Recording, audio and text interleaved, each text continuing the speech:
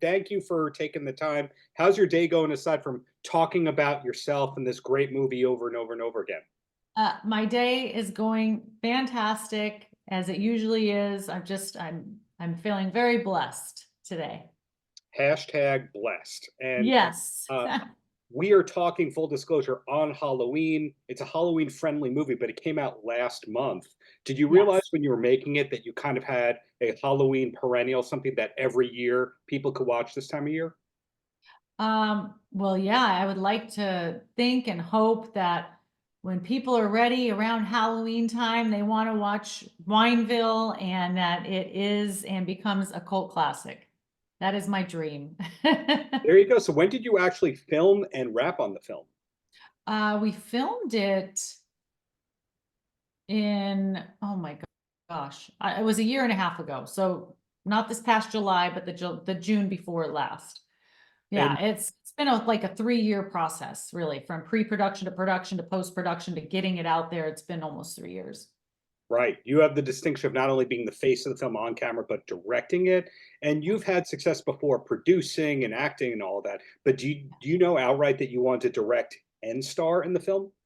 Well, I knew that I was going to be producing it and starring in it. And it was just kind of a natural progression that I ended up actually directing it.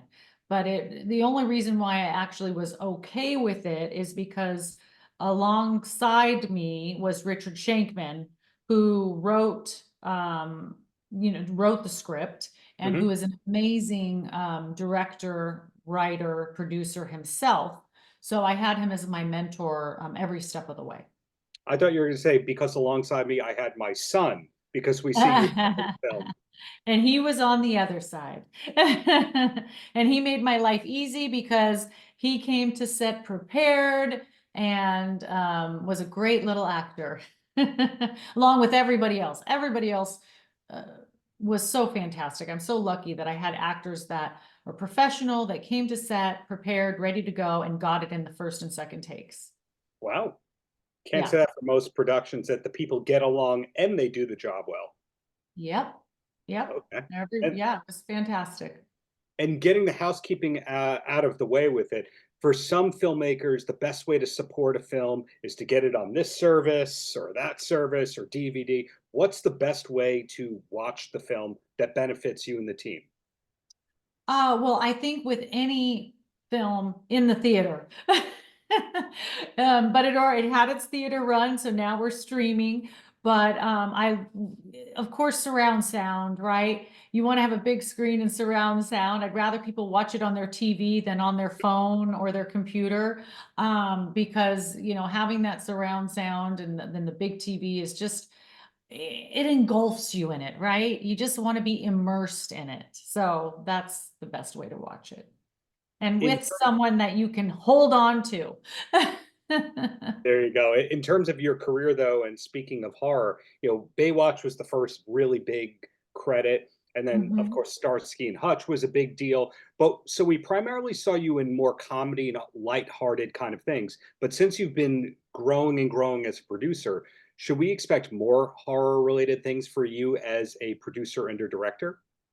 Um, you'll definitely see more thriller, horror, crime stuff coming from me as both an actress and a producer. I'm actually leaving next month to go shoot another horror film called The Treehouse, which is very much like um, Poltergeist meets Stranger Things.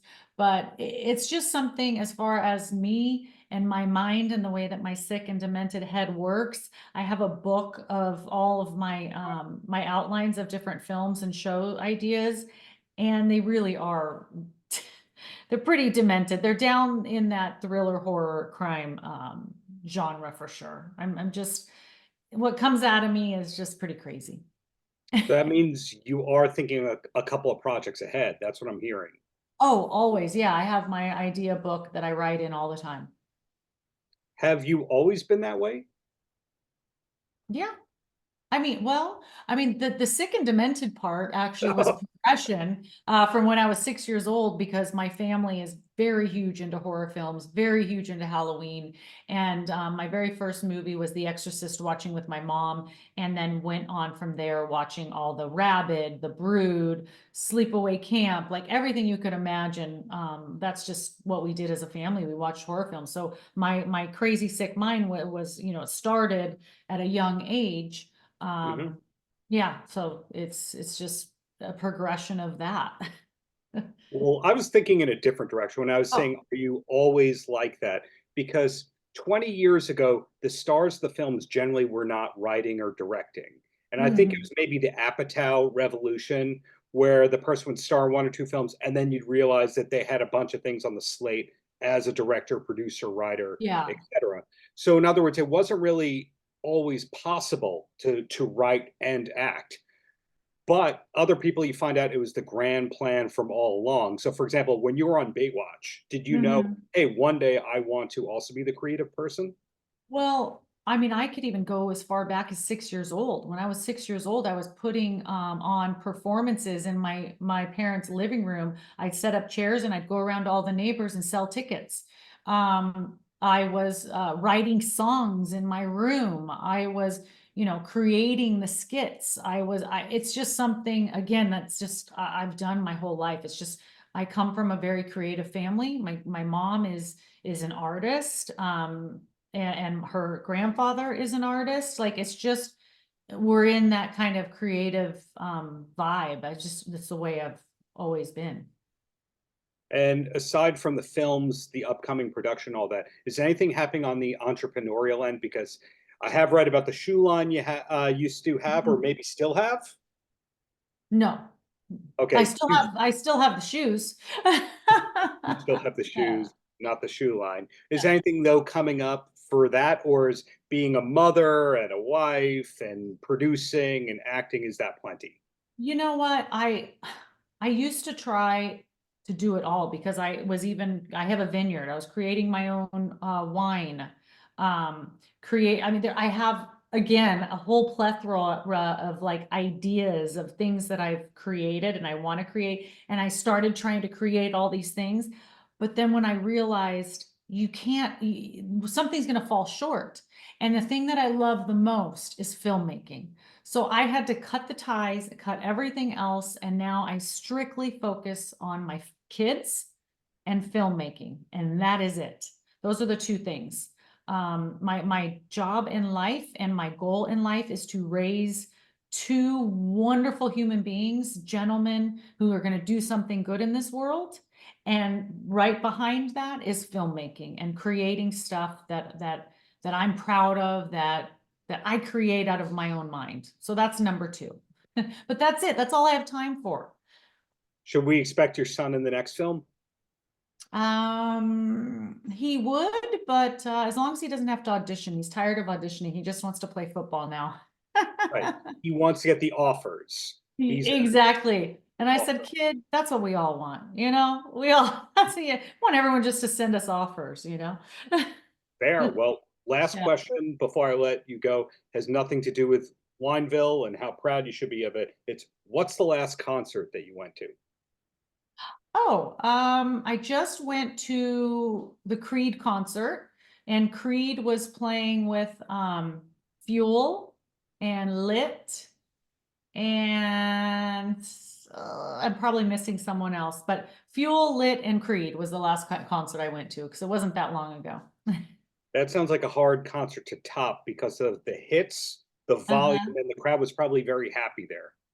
Yes. Well, yeah, it was a very crazy, fun, energetic crowd. And then I always go to Warrant at least once every few months. The next time I interview you, we're going to go deep on Warrant because they're one of the most underrated bands of all time.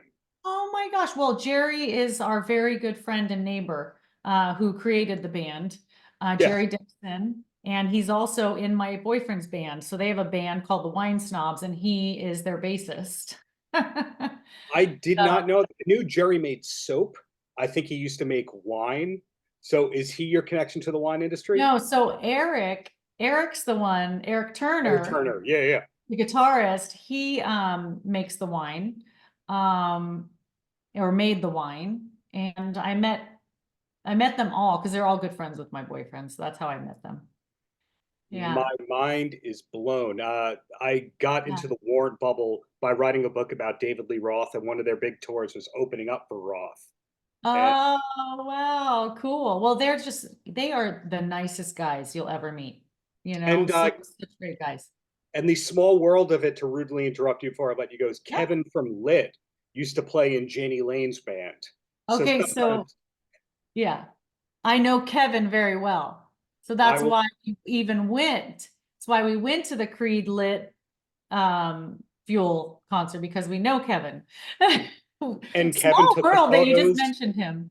Kevin took the photos for the David Lee Roth book, and there you go. He did? He did.